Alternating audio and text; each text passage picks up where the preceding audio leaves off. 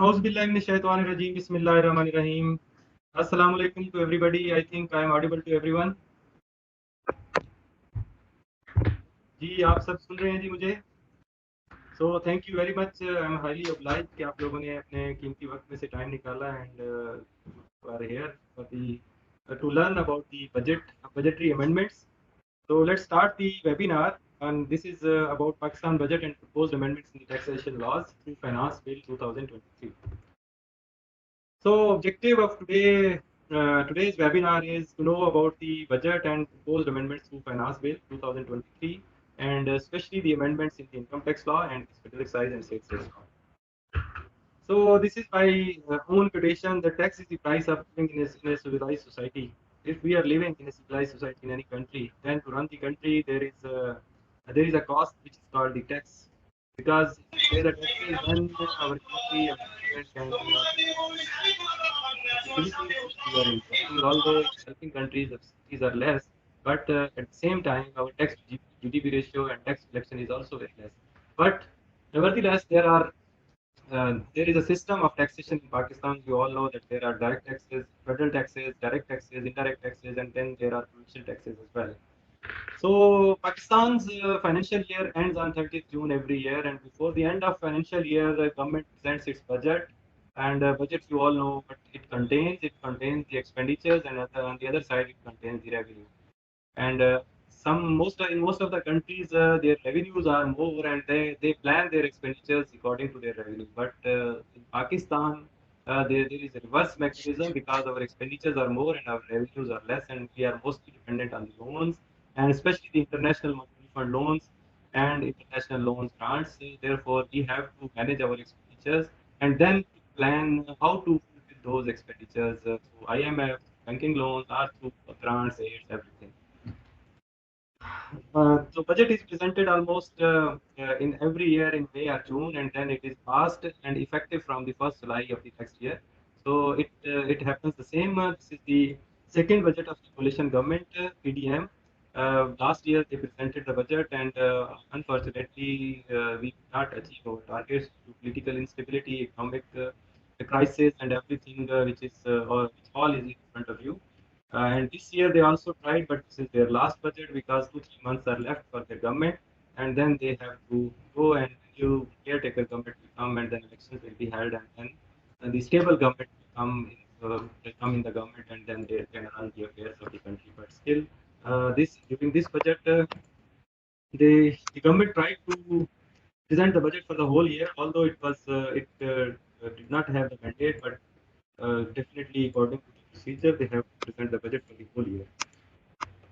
So the Pakistan budget, as you all know, that this year the total budget was 14.46 trillion. We estimated our expenditure 14.46 trillion. This is the federal expenditure only, and federal expenditure in half of this would go to the interest payments, even not the principal payment of the government. And current expenditure other than interest is 6 trillion, and then development expenditure for PSTP budget has been kept at 1.1 trillion only. And if we go to the revenue side, we have tax revenue receipt target 9.2 trillion, which is 27% higher than the last year achievement, which was 7.2 trillion only. And then there is non-tax revenue receipts as well. And total gross federal resources are 12.16 trillion, and out of which to the federation has to give provincial share, which is 5.2 trillion, and only left with it is on the 6.8 trillion only. And of 6.8 trillion, they are not federal government would not be even would not be able to meet even the interest payments.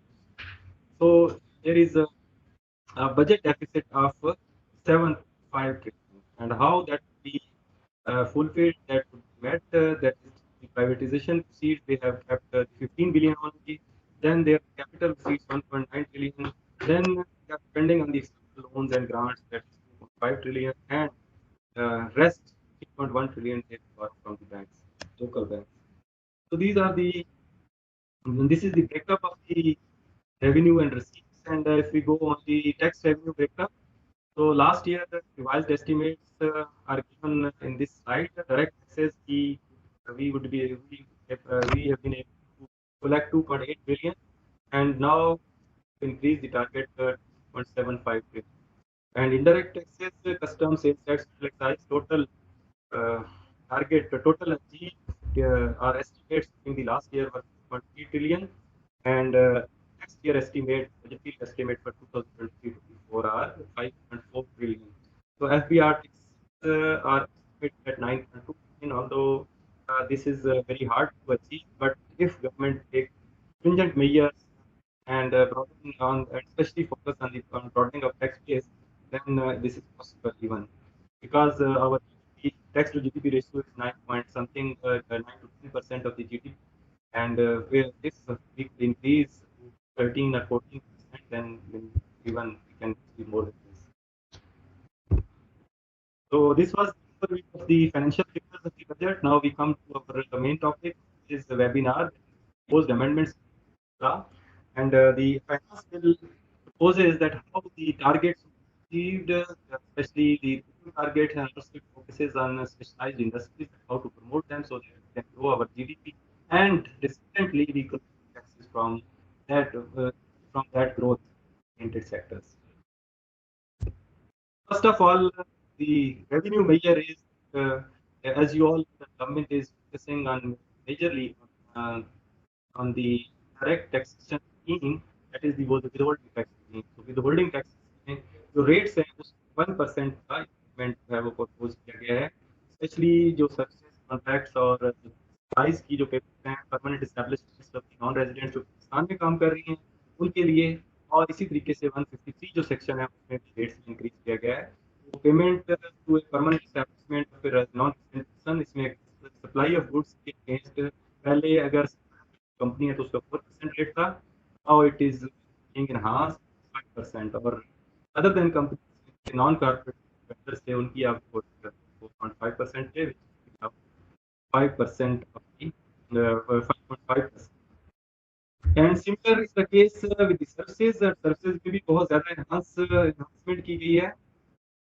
Services में existing rate जो था वो companies के case में अगर service provider company है तो सूरत में 8% था, supposed to increase 9%, or other than companies the rate was 10%, which would be 11% from 1st July. And similarly against the contracts, contracts में rates हैं वो 8% से 10% था इन सब स्पोर्ट्स पर्सन को सिमिलर रहा है, और बाकी जो रेट्स थे एग्जिस्टिंग 7% थे और जो कि 8% कर दिए गए। So this is in case of the permanent payments to the permanent establishments of the non-residents. So non-residents normally basically यहाँ पे जो काम कर रही कंपनीज हैं, लेकिन इंडिविजुअल भी काम कर सकते हैं, लेकिन वो परमानेंटली एस्टेब्लिश तो फिर वो उनके सेम टाइम पर एस्टेब्लिशमेंट की जो डेफिनेशन है ये चेंज की गई है। I have tried to compile in a way कि जो रेलेवेंट प्रोविजंस हैं, रेलेवेंट अमेंडमेंट्स हैं, अगर कहीं और उनको साथ-साथ बयान कर दिया जाए सो दैट आपकी अंडरस्टैंडिंग कंप्लीट हो जाए। परमानेंट एस्टेब्लिशमेंट की जो डेफिनेशन है उसमें जो चेंज आई है उसमें पहले था प्लेस ऑफ बिजनेस। तो फिक्स का वर्ड जो है जिसका जो कंपनीज हैं जिनकी प्लेस ऑफ बिजनेस पाकिस्तान में होगी तो परमानेंट एस्टेब्लिशमेंट्स होती हैं in terms of tax laws, permanent establishment of the non residents. तो यहाँ पे फिक्स जो उठाया गया है, और इसका मकसद ये है कि जो अभी फिक्स प्लेस का जो है वो कॉन्सेप्ट खत्म होता जा रहा है, चीज़ें वर्चुअल आती जा रही है, बेस्ड बाकी चीज़ें। तो फिक्स प्लेस ऑफ बिजनेस जो है वो कुछ लोगों को टैक्स करने में एक लीगल हर्डल थी। लाइक आप फेसबुक को, गूगल को पाकिस्तान में अगर बिजनेस कर रहे हैं, पाकिस्तान से पेमेंट्स कर रहे हैं, सम सर्विसेज और सम कॉन्ट्रैक्ट्स, तो उस सिलसिले में उनके लिए टैक्सेशन को मुश्किल थी, तो इनेबलिंग डाली गई है। इसको इनेबल किया गया है कि अगर किसी से टैक्स दिया जा सकता है तो फिक्स का वर्ड हटा है। So this is a small amendment that is effective. अब इंक्रीज विदहोल्डिंग टैक्स रेट मैंने पहले भी बताया कि सेक्शन 153 जो कि रेजिडेंट्स की पेमेंट्स को देन पेमेंट्स टू रेजिडेंट्स, इसमें payment of goods services and contracts as you all know post exercise जो सेक्शंस हैं यही, आप तमाम वेंडर्स को सर्विस प्रोवाइडर्स को पेमेंट करते हैं तो every withholding agent has to collect arbitrary. तो इसमें जो रेट्स हैं वो भी 1% से इंक्रीज किए गए हैं, accept in case of price और कॉटन सीड या उसमें इंक्रीज नहीं किया गया। बाकी जो गुड्स हैं उनके ऊपर 4 से 5%, 4.5 जिनका अदर कंपनीज था उनका 5% किया गया है। और similar there were some services जिनके ऊपर रिड्यूस रेट था, which include transport services, freight forwarding services, engineering services और आईटी सर्विस प्रोवाइडर जो थे सर्विस 3% टैक्स था उसको 4% किया गया है। और उसके अलावा जो अदर देन दीज जो इसमें सेक्टर्स यू ऑल नो कुछ तो कोई चेंज नहीं आई है, सेक्टर नया ऐड नहीं किया गया। तो उसके अलावा जो बाकी सेक्टर्स हैं सर्विस प्रोवाइडर्स हैं उनके जो कंपनीज अगर सर्विस प्रोवाइडर तो 8% से 9%, and if other than companies हैं नॉन प्रॉफिट तो 10% से 11% रेट, राइट। और उसके साथ फिर कॉन्ट्रैक्ट्स की पेमेंट की ईयर बैक इसको कम किया गया था, यानी आधा आधा कम किया गया था, अब उसको बढ़ाया गया है 1% से 6.5 से 7.5% और 8%। जबकि स्पोर्ट्स पर्सन की रेट जो है वो सिमिलर है जी। इसी तरीके से रेट एक इंक्रीज किया गया है कमर्शियल इंपोर्टर्स पे, तो 148 कस्टम्स क्लियरेंस कस्टम क्लियरेंस जो है वो टैक्स है वो उसको आधा परसेंट इंक्रीज 5% टू 5.5% 6% किया गया है। यू ऑल नो कि जो उस 12th schedule of tax ordinance है उसको स्पेसिफाइड है, उन्होंने उसको बेसिकली कैटेगराइज किया है पार्ट 1, 2, 3 में। पार्ट 1 और 2 में उन्होंने ऐसी चीज़ें रखी हैं जो कि मैन्युफैक्चरिंग में या सेमी मैन्युफैक्चर जो आती है फिनिश नहीं है, वो रॉ मटेरियल्स मोस्टली होते हैं उसके ऊपर कम टैक्स रेट है। जबकि जो फिनिश फॉर्म चीज़ें हैं वो पार्ट 3 में एग्जिस्ट करती हैं और उसके ऊपर 6% जो है रेट होगा, 5.5% था। एक मेजर अमेंडमेंट और की गई है, ऑल्दो की पहले भी एग्जिस्ट थी 4-5 years बैक, जब था कि जो बोनस शेयर्स थे वो डिविडेंड की डेफिनेशन में फॉलो करते थे, और बोनस करते हुए there is one point of bonus share issue होते हैं तो one becomes the owner of those bonus share, और तो कैश डिविडेंड नहीं मिलता बट बोनस शेयर जब दिए जाते हैं तो दैट सॉर्ट ऑफ इनकम। तो उस सूरत में 10% रेट किया गया है। बट कुछ लोगों को ये ख्याल है कि वो प्रॉफिट नहीं करते, वो री इन्वेस्टमेंट है, तो री इन्वेस्टमेंट पर कंपनी पर बीएमआर और बाकी है उसकी एनहांसमेंट यूनिट्स की या बिजनेस इज उसकी इन्वेस्टमेंट है जिस पे टैक्स नहीं होना चाहिए, but it has been proposed कि 10% जो tax for resolving. So we were talking about कि अभी क्या क्या अमेंडमेंट्स आई हैं in the income tax law.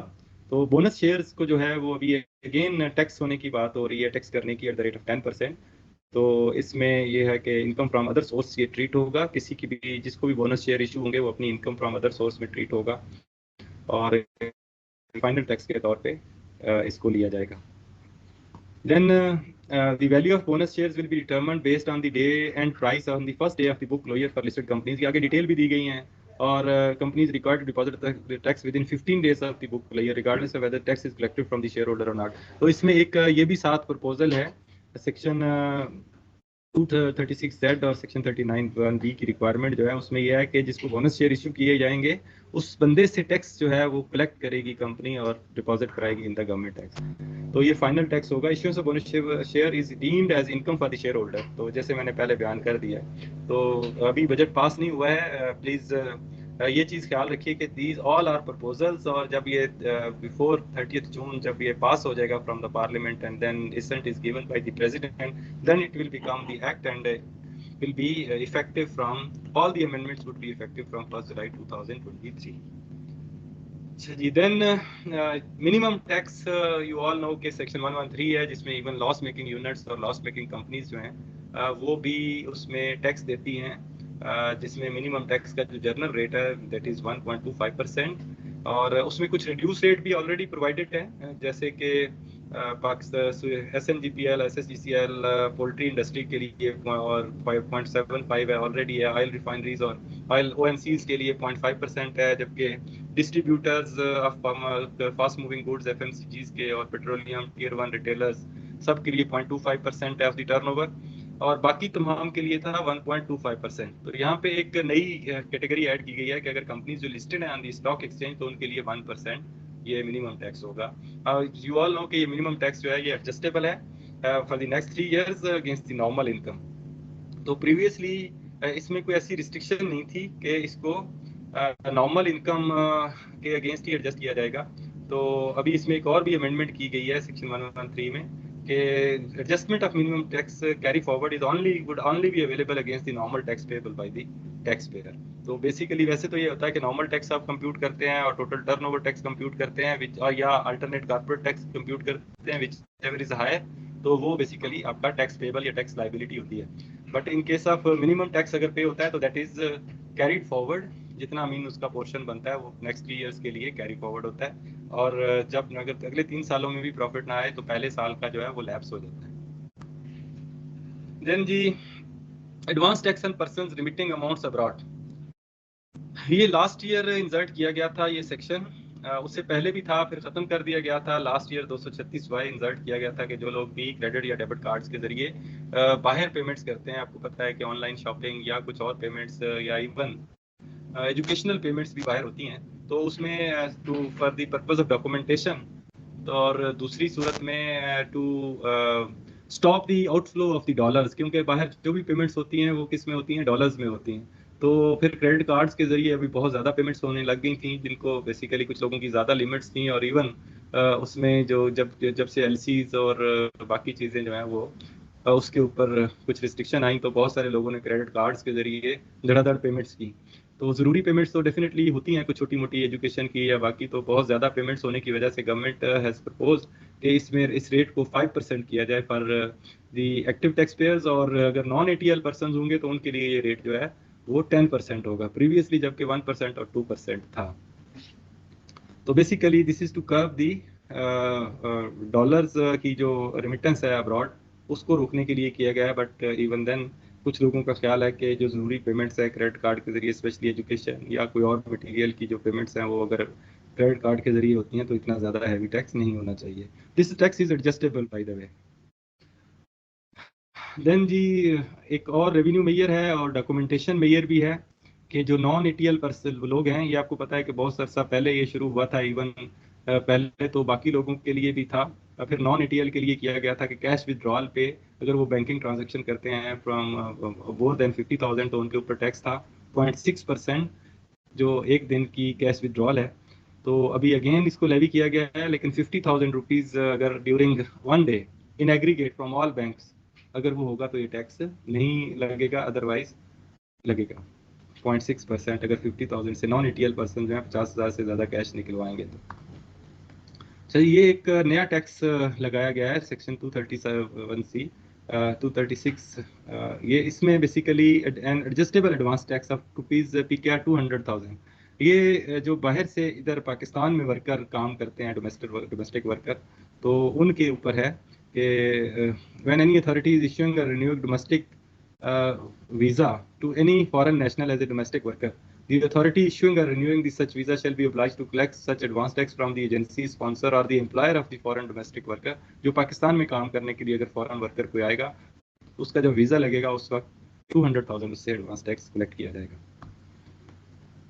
Then जी ये सेक्शन 4C है। 4C जो है ये last year effective from 2022 tax year लगा था, जबकि वो कोर्ट्स में भी केसेस हैं जो कि कंफर्म हो गए हैं कि ये होना चाहिए, बट डिस्क्रिमिनेशन नहीं होनी चाहिए। कुछ सेक्टर्स पे ये ज़्यादा रेट था जबकि बाकियों पे नॉर्मल था, और 150 मिलियन से जिनकी इनकम ज़्यादा थी उनके ऊपर ये स्लैब्स बने हुए थे लास्ट ईयर के, जैसे कि मीन एग्जिस्टिंग रेट जो है वो आपको नज़र आ रहे हैं 4% तक मैक्सिमम था, जबकि कुछ सेक्टर्स पे ये 10% भी था हैविंग इनकम अबव 300 मिलियन। तो इसको अभी इन्हांस किया जा रहा है और स्लैब बढ़ाए जा रहे हैं। एग्जिस्टिंग जो है उनके ऊपर तो रेट्स वही हैं 1%, 2%, 3%, 4%, और उसमें नए स्लैब जो ऐड किए गए हैं 300 मिलियन से 350 मिलियन, और 350 मिलियन से 400 मिलियन तक 6%, और 400 मिलियन से 500 मिलियन तक 8%, और एक्सीडिंग 500 मिलियन जो है 10% ऑफ द इनकम जो है super tax higher tax on super tax on high earning person जो है वो लगेगा।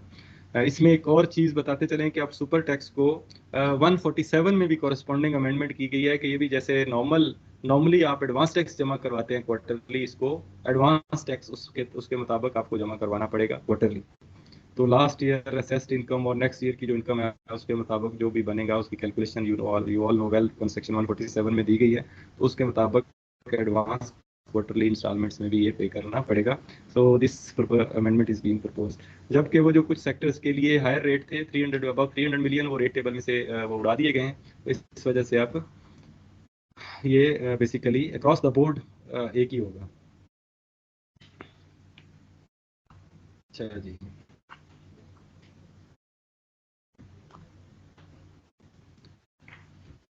देन जी एक कॉन्सेप्ट है ऑलरेडी टैक्स लॉ में इंक्लूड किया गया है, इस बजट में स्पेशली आईटी सेक्टर को काफ़ी रिलीफ दिया गया है because there is survival Pakistan and medium जो इंटरप्राइजेज हैं उसकी डेफिनेशन में आईटी सेक्टर को इंक्लूड किया गया है।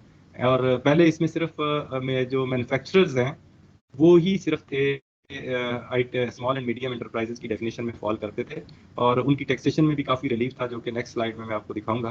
तो आईटी सेक्टर को एक तो इसमें आईटी सेक्टर को इंक्लूड किया गया। दूसरी इसमें जो चेंज है कि स्मॉल एंड मीडियम इंटरप्राइजेज की जो डेफिनेशन में टर्नओवर की रिस्ट्रिक्शन थी कि 250 मिलियन तक जो टर्नओवर था वही सिर्फ एसएमई सेक्टर में एसएमई में फॉल करते थे, तो उसको 800 मिलियन किया गया है। दूसरा आईटी एंड आईटी एनेबल्स है उनको भी इसमें शामिल किया गया है एसएमई की डेफिनेशन में। एंड कंसिक्वेंटली उनकी जो टैक्सेशन है वो 14 शेड्यूल के मुताबिक होगी। इससे अच्छा बेनिफिट्स हो सकता है आईटी और आईटी का सर्विस प्रोवाइडर्स को। और उसमें जो रेट्स थे वो पहले जो 2 स्लैब्स हैं 1 से 2 तक, ये सेम है। तीसरा स्लैब ऐड किया गया है कि जहाँ पे एनुअल टर्नओवर जो है वो डज नॉट एक्सीड 100 मिलियन, तो 7.5% of the income net income जो है वो टैक्स है नॉर्मल रजीम में, लेकिन फाइनल रजीम में भी ऑप्ट कर सकते हैं 0.25%। और ये बेसिकली लोकल सेल्स के लिए है। जबकि आपको पता है कि जो फॉरेन इनकम है आईटी की, आईटी एनेबल्ड सर्विसेज की, वो तो एक 154A सेक्शन है, उसके मुताबिक ऑप्शनल है कि आप 0.25 अगर पीसैप से रजिस्टर्ड हैं तो उसमें फॉल कर जाते हैं। जबकि यहाँ पे ये जो लोकल इनकम है आईटी और आईटी एनेबल्ड सर्विसेज की, उसकी बात हो रही है। तो एसएमई सेक्टर में फॉल कर जाएंगे और उनका रेट जो है मैक्सिमम 20% तक जाएगा, या फिर ऑप्शन है टर्नओवर टैक्स की जो कि 7.75% होगा। यहाँ पे एक चीज़ है कि लोकली जैसा कि 153 सेक्शन में अमेंडमेंट की गई है, वहाँ पे 4% विद होल्डिंग होगी। तो इसका मतलब है कि मैक्सिमम लाइबिलिटी तो उसकी 7.75% है, जबकि वो विद होल्डिंग जो है वो भी मिनिमम टैक्स है। तो देर इज अनोमली कि अगर टैक्सेशन इस तरीके से होनी है तो क्या वो फिर रिफंडेबल होगा या नहीं होगा। वैसे तो होना चाहिए, या कॉरेस्पॉन्डिंगली रिड्यूस रेट जो है वो अप्लाई किया जा सकता है उसकी आईटी कंपनीज को। वो रिड्यूस रेट का सर्टिफिकेट लेके जो भी जिधर भी सप्लाईज या सर्विसेज देंगे आईटी सर्विसेज, तो उनसे टैक्सेशन जो है वो 0.75% मैक्सिमम वो टैक्स कटवाएं, उससे ज़्यादा नहीं। तो दिस इज अनदर अनोमली जिसको मैंने आप 159 की एप्लीकेशन से भी इसका बेनिफिट ले सकते हैं। इसमें जो रूल्स हैं 14 शेड्यूल में, उसमें ये है कि स्मॉल एंड मीडियम इंटरप्राइजेज जो हैं उन्होंने रजिस्टर होना है with FBR on it's RS portal. और आर एक small and medium enterprise development authority है, उसमें रजिस्टर होना है एज एसएमईआर। और आईटी और आईटी एनेबल्ड सर्विसेज के सिलसिले में या SME small and medium enterprise जो आईटी और आईटी एनेबल्ड सर्विसेज में है, उन्होंने रजिस्टर होना है with Pakistan software export board. तो उस सूरत में वो एलिजिबल होंगे, इसके रूल्स फर्दर प्रोवाइडेड हैं 14 शेड्यूल में। देन जी exemption under foreign investment promotion and protection act 2022, ये फॉरेन इन्वेस्टर्स के लिए एक एक्ट बनाया गया है इन 2022। तो उसको एक स्पेशल एग्जाम्पशन जो है वो दी गई है 44A में लॉ में, कि उसके तहत जो भी इन्वेस्टमेंट कर रहे हैं फॉरेनर्स पाकिस्तान में तो उनको एग्जाम्पशन दी जाएगी। और उसमें स्पेशली जो कंपनीज हैं कुछ वो हैं स्पेशली रिकोडिक है, or from tax to the extent mentioned in the second and third schedule or to the Act 2022. Moreover, it also exempt the application of anti-avoidance provisions to the extent specified in the Act in जो Foreign Investment Protection Act है, इसमें कुछ provisions हैं जो दी गई हैं, उसके मुताबिक उनको exemption होगी। देन जी सेक्शन 85 में एसोसिएट की जो डेफिनेशन है उसमें स्लाइड सी चेंज है और उसमें कुछ सब्स्टिट्यूट किया गया है सबसेक्शन 1 को. The force proposed amendment seeks to build on the current definition of the associate in ordinance. Currently, section 85 जो है provides that two persons shall be associate where the relationship between the two is such that one may reasonably be expected to act with the intentions of the other. यानी कि किसी को influence कर सकता है दूसरे को, तो वो एसोसिएट होगा.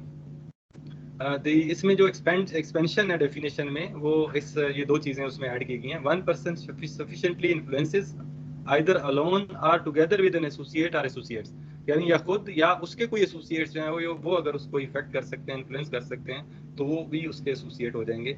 And one person enters into a transaction directly और indirectly with the other who is a resident of the jurisdiction with zero taxation regime. अब इसमें उन्होंने ये भी कहा है कि जो जीरो टैक्स रजीम वाले कोई इलाके हैं, वहाँ से कोई पर्सन जो है अगर आपके साथ कोई ट्रांजैक्शन करता है तो उसको भी एसोसिएट कहा जाएगा. इसका मकसद ये है कि अवॉइडेंस ऑफ द टैक्सेशन ना हो. उस सिलसिले में ये है कि अभी आपको जो आर्म लेंथ ट्रांजैक्शंस के हैं, उस सिलसिले में आपको ट्रांसफर प्राइसिंग और आर्म लेंथ ट्रांजैक्शंस, उसके रूल्स भी लास्ट ईयर आए थे, उसके मुताबिक ऑडिट करवाने पड़ेंगे और उसको देखना पड़ेगा. Then the additional tax on certain income, profits and gains, ये एक enabling provision डाली गई है कि अगर किसी भी वजह से कोई higher profits कोई सेक्टर कमाता है तो उसके ऊपर FBR जो है वो टैक्स इंटरमली कोई लगा सकता है, but that would not exceed 50% of the income. इसमें जैसे करेंसी गेन्स, बैंक्स के प्रॉफिट्स या कोई एक्सेप्शनल सर्कमस्टांसेस की वजह से कोई एक सेक्टर बहुत ज्यादा कमा लेता है तो गवर्नमेंट उनसे ज्यादा टैक्स ले सकती है. तो ये एक इनेबलिंग सेक्शन 99D, ये यानी कि अभी कुछ स्पेसिफाई नहीं है, ये बाद में इसके रेगुलेशंस और रूल्स आएंगे कि किस पे लगना है या गवर्नमेंट लगाएगी. FBR federal government has been empowered कि वो ड्यूरिंग द ईयर ही वो डिसाइड करेंगे किस पे टैक्स लगाना है. तो वो ये एक इनेबलिंग सेक्शन जो है वो प्रोवाइड किया गया है section 99D in the income tax ordinance. Then जी कंस्ट्रक्शन सेक्टर को थोड़ा सा बूस्ट करने के लिए या प्राइवेट कंस्ट्रक्शन को प्रमोट करने के लिए एक टैक्स क्रेडिट प्रोवाइडेड है. सेक्शन 65I एक नया सेक्शन दिया गया है. उसमें दिया गया है कि सेक्शन पर 3 इयर्स 2024 से लेकर 2026 तक ये टैक्स क्रेडिट अवेलेबल होगा. और कंस्ट्रक्शन के लिए अगर कोई अपना घर बनाता है और वो इन्हीं सालों में कंप्लीट होता है तो फिर ये टैक्स क्रेडिट अवेलेबल होगा. और टैक्स क्रेडिट की अमाउंट जो है शैल बी लेसर ऑफ, यानी 1 मिलियन मैक्सिमम हो सकती है या 10% ऑफ द टैक्स असेस जो है वो हो सकती है. और इसमें एक और भी शर्त है कि लेआउट प्लान जो है वो भी अप्रूव हो ऑन और आफ्टर 1 जुलाई 2023. ये भी ज्यादा है बेसिकली कि अगर 1 जुलाई के बाद से अभी कोई घर बनाना शुरू करेगा तो जिसका लेआउट प्लान इसके बाद बनेगा सिर्फ उन्हीं को टैक्स क्रेडिट मिलेगा. अदरवाइज अगर किसी ने पहले से शुरू किया हुआ है तो उस बेचारे को ये टैक्स क्रेडिट अवेलेबल नहीं होगा. देन एक सेक्शन 1114 मशहूर सेक्शन है, यू ऑल नो बेटर, कि ये एक ऐसा सेक्शन है जिसमें आप ने बहुत सारे लोगों को वाइट इनकम वाइट करते देखा होगा. वैसे इसका पर्पस तो कुछ और है कि आप जो आपके फॉरेन में लोग हैं वो अपने दोस्तों को, अपनी फैमिलीज को जो पैसे भेजते हैं उसके बारे में वो बैंकिंग चैनल से रूट हूँ. और उसमें 50 लाख तक लिमिट थी प्रीवियसली. उससे पहले 10 लाख थी और उससे पहले कोई लिमिट नहीं थी, कुछ 7-8 साल पहले की अगर हम बात करें, 5-6 साल पहले की. तो उसमें जितनी भी अमाउंट भेजें तो कोई भी टैक्सेशन ऑफिसर, टैक्स अथॉरिटी उसके बारे में पूछ नहीं सकते कि ये कहाँ से आई है, यानी कि आपको जस्टिफिकेशन देने की जरूरत नहीं है. Now that amount is being increase to $100,000, यानी $100,000 के इक्विवेलेंट अगर कोई अमाउंट आएगी तो उसके बारे में टैक्सेशन अथॉरिटीज आपसे नहीं पूछेंगी कि ये कहाँ से आए हैं, किसी दोस्त ने भेजे हैं, फैमिली के रिश्तेदार ने भेजे हैं, जिसने भी भेजे हैं. बट आई हैव हर्ड कि IMF has reservation on this, कि इसमें तो अगेन आप हुंडी के कारोबार को प्रमोट करेंगे. अच्छी खासी अमाउंट है, 3 करोड़ तक वाइट कर सकता है इससे अमाउंट, कि वही जैसे बाहर भेज के दोबारा वापस मंगवा लिए, तो आपने कोई जस्टिफिकेशन नहीं देनी. तो दिस, और कुछ लोगों का ख्याल है कि क्योंकि पाकिस्तान को डॉलर्स की ज़रूरत है और इसको इस अमाउंट को इन्हांस किया जाना चाहिए. तो एनी हाउ देर आर, हर कोई अपने बेनिफिट की बात करता है, but we have to comply with the IMF conditions as well. तो उसको भी देखते हुए देखते हैं कि ये 100,000 रहता है या ये ड्रॉप होती है अमेंडमेंट. देन जी ट्रांसफर ऑफ इमूवेबल प्रॉपर्टी. इसमें डॉलर्स को अट्रैक्ट करने के लिए जो फॉरेन नेशनल्स हैं हमारे, जो ओवरसीज भाई बैठे हुए हैं, उनके लिए ये एक इंसेंटिव दिया गया कि अगर वो पाकिस्तान में प्रॉपर्टी खरीदते हैं तो उनके ऊपर जो परचेजर पे एडजस्टेबल टैक्स है वो नहीं लिया जाएगा 236K का. तो लेकिन उसके लिए शर्त ये है कि वो पाकिस्तान ओरिजिन कार्ड हो उनके पास या नाइकाप हो, और तमाम की तमाम अमाउंट जो है वो FCVA यानी फॉरेन करेंसी वैल्यू अकाउंट या NRP अकाउंट जो है नॉन रुपी वैल्यू अकाउंट के ज़रिए आए और उसमें उसी में से पेमेंट हो, तो देन ये आपको ये लागू नहीं होगा नॉन रेजिडेंट्स को, अदरवाइज ये होगा। एंड प्रीवियसली भी इसमें लास्ट ईयर भी अमेंडमेंट थी कि जो नॉन रेजिडेंट्स हैं उनको नॉन ATL का टैक्स नहीं लगेगा, बट अगेन उनको प्रूव करना पड़ता था कि वो नॉन वैल्यू रुपी अकाउंट या उसमें से उसके जरिए अगर ट्रांजेक्शन करते हैं तो then it was not applicable. ये एक FBR के लिए मीन एनफोर्समेंट के लिए एक अमेंडमेंट की गई है कि कमिश्नर जो है हैज़ बीन एम्पावर्ड कि कोई भी लाइबिलिटी हो गवर्नमेंट की, टुवर्ड्स गवर्नमेंट किसी बंदे की भी, तो कमिश्नर हैज़ बीन एम्पावर्ड कि उससे रिकवर कर सकते हैं टैक्स की मद में, बाकी चीज़ों की मद में। तो इसमें वैसे तो इसका मतलब तो यही है कि जो टैक्सेशन लॉज हैं 2-3, income tax law, sales tax law, federal excise law, यानी कि मीन उनके तहत अगर कोई लाइबिलिटी है तो दूसरे लॉ में अगर कोई उसकी एडजस्टमेंट है तो रिकवरी हो सकती है। बट अपेरेंटली ये लगता है कि कोई और भी गवर्नमेंट की लाइबिलिटी हो तो वो भी गवर्नमेंट जो है कमिश्नर इनकम टैक्स के थ्रू जो है उसको इन्फोर्स करवा सकती है। अल्टो की लॉजिकल नहीं है क्योंकि उनका मैंडेट जो है वो टैक्स की हद तक होना चाहिए और बाकी डिपार्टमेंट्स को अपना अपना मैंडेट है। ये एग्जामिनेशन सर्टिफिकेट है 152 जो नॉन रेजिडेंट्स की पेमेंट्स हैं उसमें ये एक एनेबलिंग प्रोविजन दी गई है कि जब कोई अप्लाई करेगा तो उसको विद इन 30 डेज जो है ऑटोमेटिकली एग्जामिनेशन सर्टिफिकेट जो है वो इशू हो जाएगा। IT और IT एनेबल्ड सर्विसेज 154A जो सेक्शन है उसके तहत यू ऑल नो के subject to fulfilment of certain requirements जो है वो FTR में फाइनल लाइबिलिटी में फॉल करती हैं जो विद होल्डिंग होती है। तो उसके लिए एक रिक्वायरमेंट थी कि उस बंदे ने सेल्स टैक्स की रिटर्न्स फाइल की हूँ, जबकि सिर्फ और सिर्फ अगर एक्सपोर्ट में बंदा इन्वॉल्व है तो कोई इनपुट भी क्लेम नहीं करना, रिफंड भी क्लेम नहीं करना, then he is not required to be registered. तो वहां से ये एक जो कंडीशन थी उसको हटाया गया है 154A को कि कंडीशन जो है filing of sales tax return पर availing the benefit of tax regime in respect of export of computer software and IT services उसको खत्म किया गया। तो ये बाकियों के लिए भी जो फ्रीलांसर्स हैं उनके लिए भी खत्म कर दी गई है ये रिक्वायरमेंट, और यहाँ पे उनके लिए भी जो फाइनल टैक्सेशन है 154A की उसमें भी ये कंडीशन खत्म की जा रही है।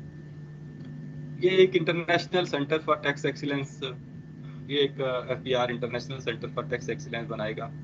ये इसकी इनेबलिंग प्रोविजन दी गई है कि to contribute to the development of tax policy, prepare model national tax policy, और उसके लिए एक इदारा बनेगा, एक डिपार्टमेंट बनेगा, तो international centre for tax excellence. So this was all about the income tax. Now we come to the amendments, proposed amendments in the sales tax law and federal excise law. हमारा time Weaver in time, लेकिन वो voice की distortion की वजह से कुछ हमारा time जो है वो उसमें बीच में ज़ाया हुआ। तो anyhow we will conclude in next 15 minutes. इसमें अमेंडमेंट्स बहुत थोड़ी हैं जो सेल्स टैक्स और फेडरल एक्साइज लॉ में हैं। तो जो डेफिनेशंस हैं इसमें सेल्स टैक्स लॉ में, उसमें सिंपली टू से इज के जो ट्रांसमिशन ऑफ इलेक्ट्रिसिटी है, distribution, production and transmission of electricity that has been excluded from the definition of goods, और अब ये सर्विसेज के तौर पे टैक्स होगी। जो NCA एक्ट है उसके मुताबिक ये बेसिकली तमाम प्रोविंसेस जो हैं now they will collect the tax on electricity, और यहाँ के जो फेडरल सेल्स टैक्स लॉ के तहत जो सेल्स टैक्स आता था उसके मुताबिक उसको गुड्स की डेफिनेशन से निकाला गया। देन टियर 1 रिटेलर्स, उसकी डेफिनेशन में एक स्क्वायर फीट एरिया था, 1000 स्क्वायर फीट की किसी भी दुकान थी। In case of furniture 2000 square feet, और in case of jewellers 300 square feet.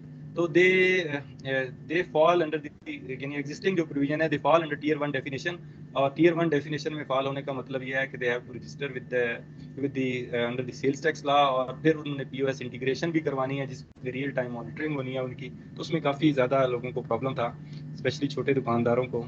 बाकी शर्तें उधर ही हैं, और लेकिन जो एरिया की रिक्वायरमेंट है वो ख़त्म कर दी गई, यानी एरिया जो है उसमें निकल जाएगा। लेकिन टियर 1 रिटेलर अब वो होंगे जो कि मॉल्स में, एयर कंडीशन मॉल में फॉल करते होंगे, जिनका बिजली का बिल 12 लाख से ज़्यादा होगा, जहाँ पे debit credit card swapping machine लगी होगी। तो वो शर्तें अपनी जगह पे हैं, लेकिन ये एरिया वाली शर्त जो है ख़त्म हो जाएगी। और उसमें कंडीशन 243A में है कि if any of the condition किसी में भी कोई फॉल करता है तो टियर 1 रिटेलर कहलाता है, और फिर उसके ऊपर तमाम रूल्स एप्लीकेबल हो जाते हैं। तो ओवरऑल एरिया जो है उसको रिमूव किया जा रहा है। अच्छा जी, जो 5th शेड्यूल है उसमें ज़ीरो रेटिंग प्रोवाइडेड है, और ज़ीरो रेटिंग में सीरियल नंबर 8A इंसर्ट की जा रही है। इसमें क्वालिफाइड इन्वेस्टमेंट, वही जो promotion foreign investment promotion and protection act के तहत जो ऑर्गेनाइजेशन आती है, स्पेशली रिकोडिक, तो उनको जो सेल्स टैक्स है वो 0% चार्ज होगा। और उसके अलावा जीरो रेटिंग जो है वो ज्योमेट्री बॉक्सेस की जो है उसको ब्रॉडन किया जा रहा है, उसमें कुछ चीज़ें शामिल नहीं थी उनको भी शामिल किया जा रहा है। और उसमें अदर ड्राइंग्स, मार्कर्स, ये वो मैथमेटिक कैलकुलेटिंग इंस्ट्रूमेंट जो ज्योमेट्री बॉक्स के साथ होते हैं उनको भी जीरो रेटिंग फैसिलिटी में लाया जा रहा है। उसके अलावा अभी जो है existing local supplies of raw materials, components, parts and plant and machinery to the registered exporters, जो कि एक्सपोर्ट फैसिलिटेशन स्कीम 2021 के तहत रजिस्टर्ड है, उनको सप्लाई जीरो रेटेड है। तो board with such conditions, limitation and restriction S is वो उसमें है। उसमें अभी अमेंड ये किया जा रहा है कि zero rating is also applicable in respect of local supplies of commodities to the above mentioned exporter. यानी उसमें रॉ मटेरियल था, अब कमोडिटीज भी कुछ जो है उनको जीरो रेटिंग पे सप्लाई हो सकती हैं सच एक्सपोर्टर्स को। देन सिक्स शेड्यूल आप सबको अंदाजा है कि विच प्रोवाइड एग्जाम्पशंस, और एग्जाम्पशंस में ये ब्लड बैग, इसको थोड़ा सा बेसिकली चेंज किया गया है, रिप्लेस किया गया है। पहले था blood bags CPDA1 with blood transfusion set pack in aluminium foil with set, तो इसको एग्जाम्पशन थी। अभी blood bag CDPA1 with blood transfusion set pack in aluminium foil set, और इसमें एक्सप्लेनेशन ये दी गई है कि it is certified that the blood transfusion set not packed in aluminum foil imported with blood bag CPD1 in corresponding quantity in the same consignment are also exempt। यानी उसमें अगर उसमें नहीं भी पैक हैं तो उनको भी एग्जाम्प्ट किया गया। देन टेबल 1 6 शेड्यूल में टेबल 1 जो है वो इंपोर्ट एंड सप्लाईज को डील करता है। तो उसमें ये फार्मास्यूटिकल के कुछ प्रोडक्ट्स हैं जिनको ये बेसिकली ये फार्मास्यूटिकल नहीं, ये एग्रीकल्चरल सेक्टर से रिलेटेड हैं। Contraceptive and accessories, bovine semen, saplings, combine harvester, thresher, इनको एग्जाम्पशन। देन 6 शेड्यूल का टेबल 1 जिसमें लोकल सप्लाईज सिर्फ आती हैं, तो उसमें सीरियल नंबर 32, 34, 35, 36, 37, इसमें एग्जाम्पशन प्रोवाइडेड है अगर ये अंडर ए ब्रांड नेम अगर सेल नहीं होती। तो जैसे yoghurt, butter, desi ghee, process cheese, products of meat या meat of fowl, meat of bovine animals यानी कि बकरे का या बाकी गोश्त जो है, ये सारा का सारा, या फिश, ये अगर ब्रांड नेम के जरिए बिकती हैं तो देन टैक्स होगा। अगर अंडर ब्रांड नेम नहीं बिकती तो इसके ऊपर सेल्स टैक्स जो है वो एप्लीकेबल नहीं होगा। इसमें बेसिकली ये ऑलरेडी ही शामिल है उसमें। अभी सिर्फ उसमें जो वर्ड है वो इन एनी पैकिंग यूज हुआ है। पहले ये था कि अगर retail in under brand name in retail packing दिखती थी तो सेल्स टैक्स था, अदरवाइज नहीं था। अभी वो जो रिटेल पैकिंग है वो वर्ड बेसिकली निकाला गया। देन एक जो POS इंटीग्रेटेड यूनिट्स हैं टेक्सटाइल के, जिसमें finished article of textile made ups and leather and artificial leather, वो जो हैं अगर गुड्स सेल करते हैं थ्रू देयर आउटलेट्स तो उनके ऊपर सेल्स टैक्स जो है वो रिड्यूस रेटेड था, विच वाज 12%। पहले ये 10% था, फिर 12% हुआ, अभी उसको 15% किया जा रहा है, जबकि नॉर्मल रेट जो है वो 18% है। देन सीरियल नंबर 81 ये रिड्यूस रेट्स प्रोवाइड करता है। तो उसमें कुछ चीज़ें शामिल हैं, specially under the which are registered under the drugs act, तो वो chargeable to tax at the rate of 1%। तो अभी उसमें अमेंड किया जा रहा है कि medicaments classified under chapter 30 of the first schedule to the Customs Act in addition to the drugs will also be added in the serial and will also provides an exception to the above irrespective of whether they are medicated or medicinal in natural or not। तो exceptions भी उसमें दी गई हैं और उसमें जो chapter 30 के items हैं उनको शामिल किया गया है। देन 8 शेड्यूल में रिड्यूस रेट 8 शेड्यूल में सीरियल नंबर 82, ये manufacture of drugs of raw materials for the basic manufacture of pharmaceutical active ingredients जो है उसको 1% प्रपोज किया जा रहा है। और इसमें रिस्ट्रिक्शन दी गई है कि only those raw material including एक्सपीरियंट्स which are liable to custom duty not exceeding 11% ad valorem, जिनके ऊपर 11% से ज्यादा कस्टम ड्यूटी नहीं होगी उनके ऊपर ये 1% एप्लीकेबल होगा। Then we come to the federal excise act. Federal excise act में बेसिकली कुछ ज़्यादा चेंजेस नहीं है, एक तो छोटी मोटी नॉर्मली अमेंडमेंट्स हैं, और उसके बाद फिर फर्स्ट शेड्यूल में जो एक्साइजेबल गुड्स हैं उसमें चेंज है कि जो बल्ब्स हैं एनर्जी इनएफिशिएंट जो फैंस हैं उनके ऊपर 2000 रुपीज़ पर फैन जो है वो एक्साइज ड्यूटी लगाई गई है। जो एनर्जी इनएफिशिएंट होंगे locally manufactured, both locally manufactured and imported which do not comply with the MEPS notified by Pakistan PSQCA जो क्वालिटी की एक वो ऑर्गेनाइजेशन है उसके साथ जो रजिस्टर्ड नहीं होंगे, उससे सर्टिफाइड नहीं होंगे, उनके ऊपर टैक्स जो ₹2000 पर फैन एक्साइज ड्यूटी लगेगी। उसके अलावा इन एनर्जी इनएफिशिएंट बल्ब जो हैं उसके ऊपर भी 20% एड वैलोरम जो है वो ड्यूटी लगेगी, locally both locally manufactured and imported. Then excisable services, franchise services already taxable हैं at the rate of 10% subject to excise duty हैं, और उसके साथ अभी franchise services के साथ साथ royalty and fee for technical services को भी ऐड किया गया है just to broaden the scope। वैसे बेसिकली franchise services के अंदर ये ऑलरेडी भी फॉल करते हैं, अगर इनकम टैक्स लॉ को देखें royalty and fee for technical services होती इस चीज़ की है, but to broaden the scope और उसमें नॉर्मली को ख़त्म करने के लिए royalty and fee for technical services has been added with the franchise services।